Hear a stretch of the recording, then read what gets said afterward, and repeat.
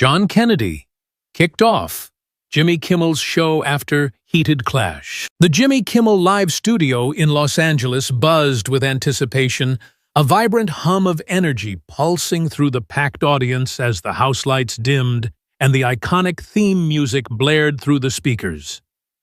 The crowd, a mix of locals and tourists clutching their free tickets, leaned forward in their seats, their chatter fading into an expectant hush. Tonight's main guest was no ordinary celebrity.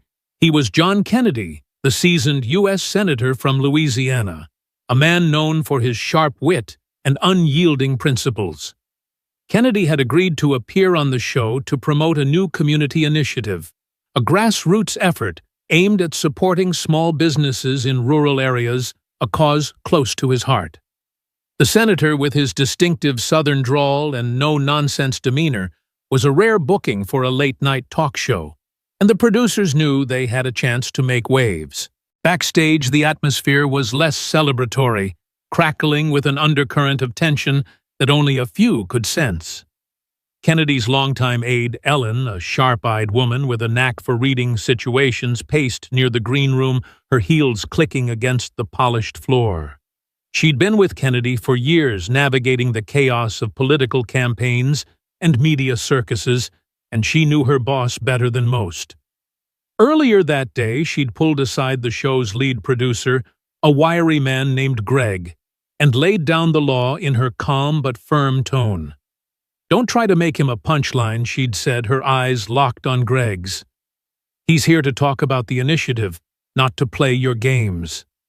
Greg had nodded, flashing a practiced smile.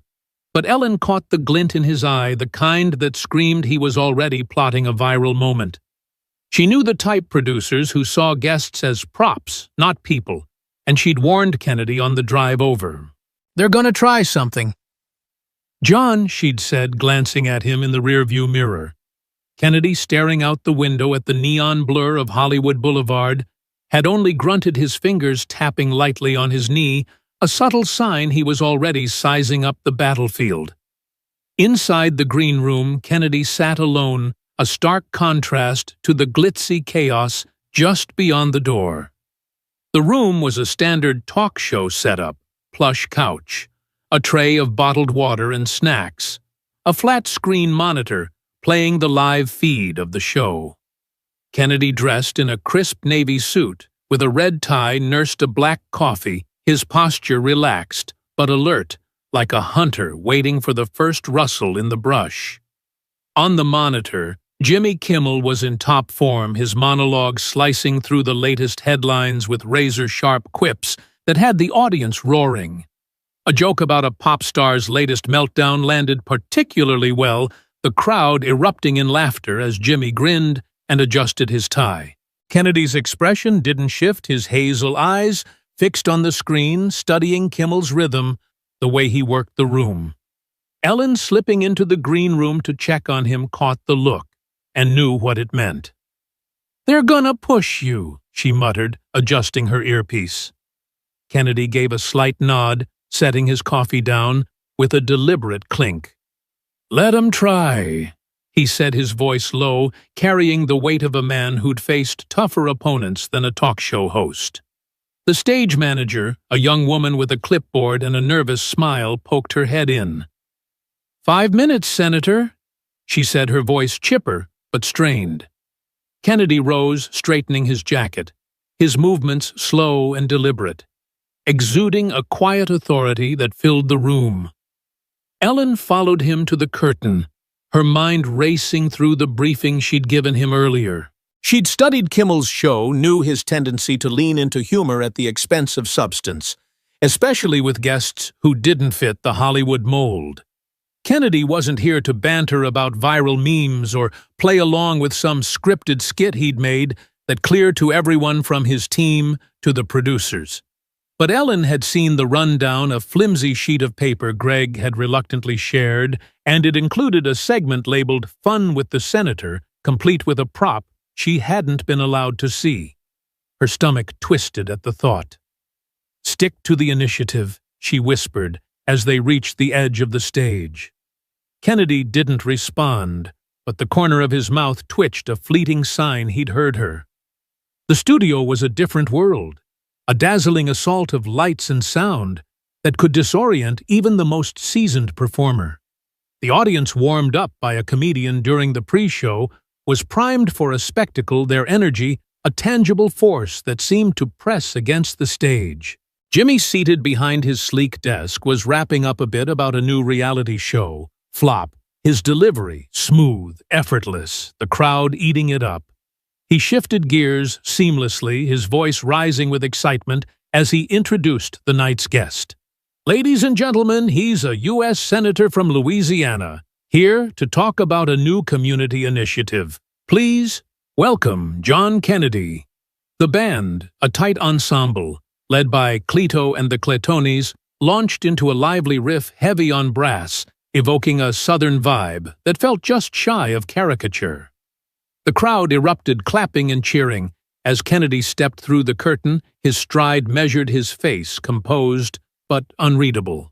He crossed the stage, the spotlight tracking his every move, and shook Jimmy's hand. A brief, firm grip that conveyed more than words could. Jimmy, all smiles, gestured to the guest chair, and Kennedy sat his frame tall and upright, his hands resting lightly on his knees. The cheers faded, replaced by a charged silence, the audience leaning in, sensing the weight of his presence. Jimmy, ever the showman, started with a safe opener, leaning forward with his trademark grin. "Senator, it's great to have you here. Tell us about this new initiative you're rolling out. It sounds like something that's really going to make a difference." The question was straightforward, designed to ease Kennedy into the conversation, and for a moment, it seemed like the segment might stay on track. Kennedy leaned in slightly, his voice steady, rich with the cadence of his Louisiana roots. "It's about giving small businesses a fighting chance." He began, his words deliberate, each one landing with purpose. "Folks in rural communities, they're the backbone of this country. This initiative gets them resources cuts, red tape, helps them stand tall against the big players." The audience listened, rapt, drawn in by his conviction, the way he spoke, not as a politician, but as someone who genuinely believed in the cause. For a few minutes, the interview hummed along at Kennedy, painting a vivid picture of struggling shop owners and farmers, the kind of people he'd met countless times back home.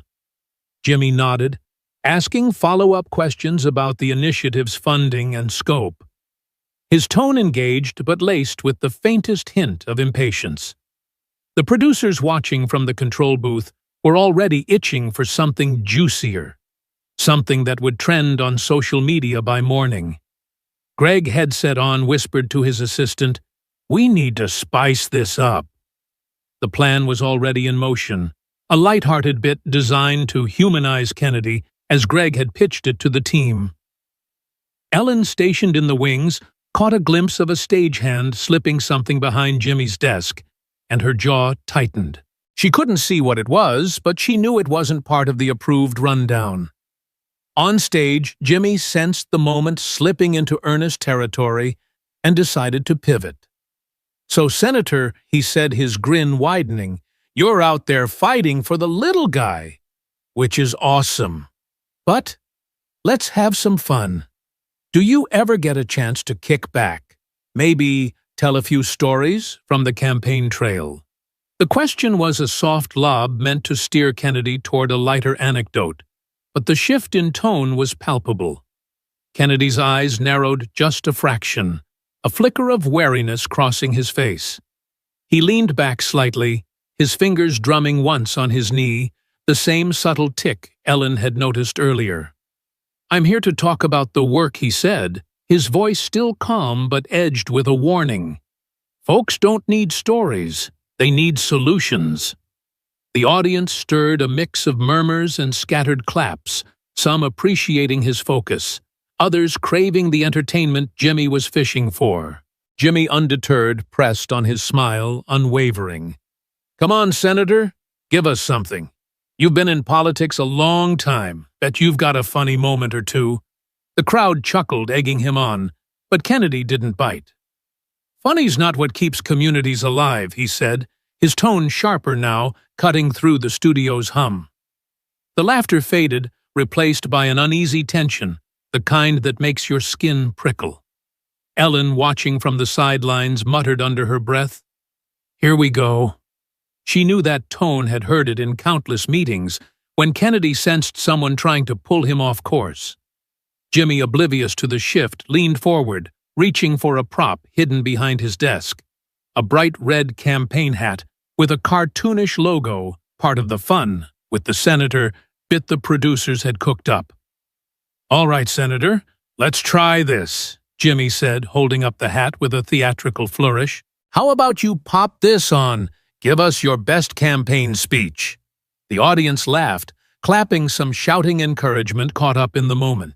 But Kennedy didn't move, his stare locked on Jimmy, unblinking, like a hawk sizing up its prey. "Put it away," he said, his voice low, each word deliberate, carrying a weight that silenced the room. Jimmy's smile faltered. His hand, still holding the hat, caught off guard by the senator's refusal. The crowd's cheers dissolved into gasps and whispers, the energy shifting from playful to precarious. Backstage, Greg was barking orders into his headset, urging Jimmy to push through. But Ellen shook her head, her arms crossed tightly. She'd seen Kennedy in high-stakes debates, watched him dismantle opponents with that same steely resolve. And she knew this wasn't going to end the way the producers hoped. On stage, the silence stretched heavy and suffocating, the cameras still rolling, capturing every second of the standoff. Jimmy, trying to salvage the moment, set the hat down with a forced chuckle. Okay, no hats tonight," he said, raising his hands in mock surrender. But the damage was done. The audience was on edge, and Kennedy's expression hadn't softened. He leaned forward, his hands clasped, and when he spoke again, his voice was calm but unyielding. "I came here to talk about something that matters," he said, his eyes sweeping the set, the lights, the crowd. "Not to play dress-up for laughs." The words landed like a gavel, and the studio erupted, some clapping in support. Others murmuring in confusion, unsure whether this was part of the show. Jimmy's smile tightened, his fingers tapping the desk, a telltale sign he was losing his grip on the segment. He glanced at the floor producer, a harried woman signaling him to pivot, but the senator wasn't done. "You think this is what people want?" Kennedy continued, gesturing at the bright lights, the polished set. "They want real talk, not a circus." The crowd's reaction was split, half cheering, half shifting uncomfortably, the divide growing sharper with every word. Ellen in the wings nodded to herself, a grim satisfaction settling over her. She'd warned them, and now the producers were getting exactly what they'd invited. The stage manager hovered nearby, whispering to Greg through her headset, but the control booth was in chaos. The director torn between cutting to commercial and letting the drama play out for the ratings.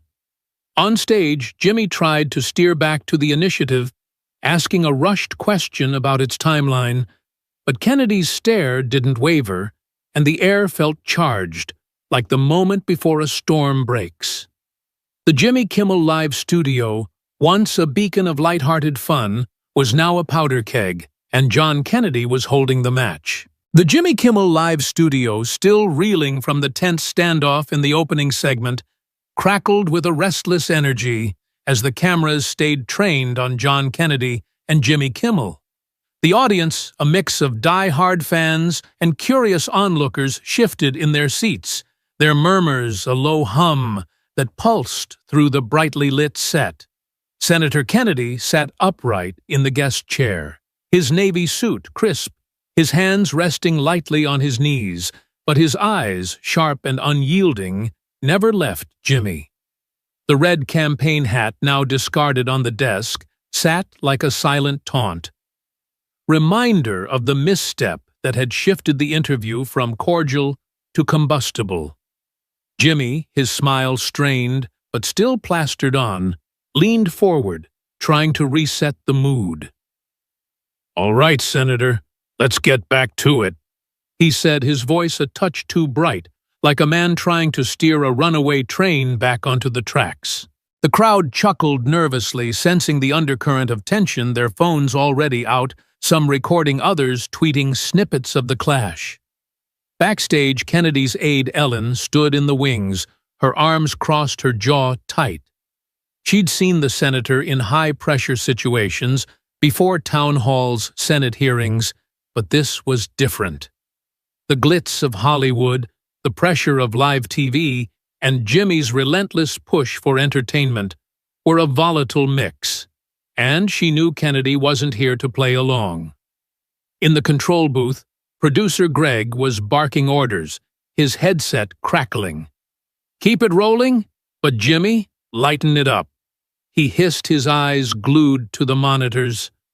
The ratings were spiking, but the segment was teetering on the edge of disaster, and Greg's gamble to turn Kennedy into a viral moment was starting to look like a costly mistake. Jimmy, sensing the need to regain control, pivoted back to the community initiative, hoping to ground the conversation in something safe. "So, Senator, you mentioned helping small businesses," he said, glancing at his cue cards. "Can you tell us more about how this plan's gonna work for, say, a family-owned store in Louisiana?"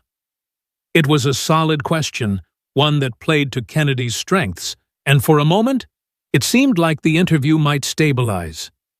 Kennedy leaned in, his voice steady, carrying the weight of his conviction. "It's simple," he said, his southern drawl cutting through the studio's hum. "You give folks access to loans, training, and fair markets. You cut the bureaucracy that strangles them. A store like that, it's not just a business, it's a family's life, their legacy." The audience listened, some nodding, drawn in by the sincerity in his words.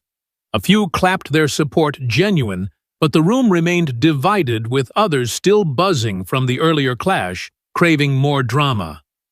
Jimmy nodded, his expression attentive, but his fingers tapped the desk, a subtle sign he was already planning his next move. The producers had prepped him for a lighter segment, something to loosen up the senator, and despite the warning signs, Jimmy was determined to deliver. "Love that passion."